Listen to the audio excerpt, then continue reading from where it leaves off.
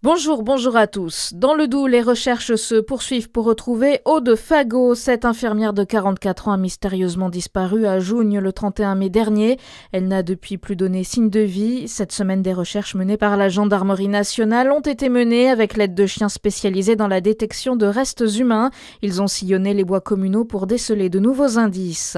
Dans le Jura, des géologues analysent les sols après l'incendie qui a touché Montcuzel la semaine dernière. L'incendie a brûlé une dizaine d'hectares et les sols ont été fragilisés. Les géologues mènent en cette fin de semaine des analyses de solidité de la roche et sécurisent le site. La route qui relie Montcuzel à Chancia est toujours fermée et cela jusqu'à nouvel ordre. Le maire de Montcuzel a entamé des démarches pour améliorer la lutte contre les feux de forêt.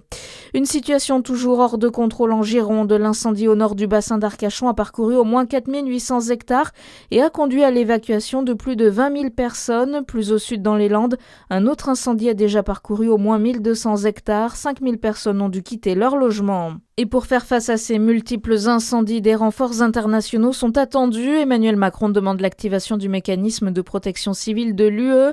Les pompiers français vont pouvoir compter sur l'appui de nouveaux moyens aériens venus du Portugal, de Slovénie ou encore de Croatie. L'agriculture bio recule en Bourgogne-Franche-Comté. Pourtant, selon une enquête établie par l'Institut de l'agriculture et de l'alimentation biologique, elle contribue à la réduction des émissions de gaz à effet de serre. En 2025, en Bourgogne-Franche-Comté, le bio concerne 15,1% des fermes de la région et 9,8% de la surface agricole utilisée. Mais dans notre région, l'agriculture biologique perd du terrain, Hugo Moutet-Joyeux. Oui, c'est la troisième année consécutive de baisse, un déclin qui se mesure à plusieurs niveaux. En 2025, il y avait dans la région 3561 fermes bio pour une surface utilisée de 235 835 hectares. C'est 41 fermes et 3428 hectares de moins par rapport à 2024. Concrètement, pour 210 nouveaux engagements en bio, il y a eu 252 arrêts.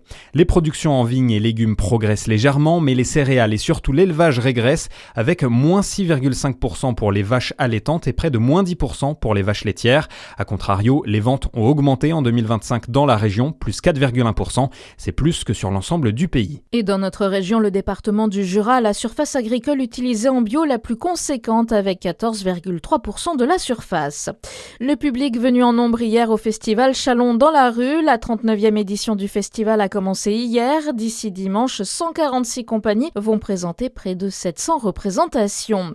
Et puis Bao et Mei sont arrivés au parc de l'Auxois. 2 sœurs pandas roux ont été installées dans leur cage hier et s'acclimatent désormais à leur nouvel environnement. Elles ne seront présentées au public que la semaine prochaine. Avec l'arrivée des 2 femelles, le parc s'inscrit dans la démarche de conservation d'une espèce en danger d'extinction.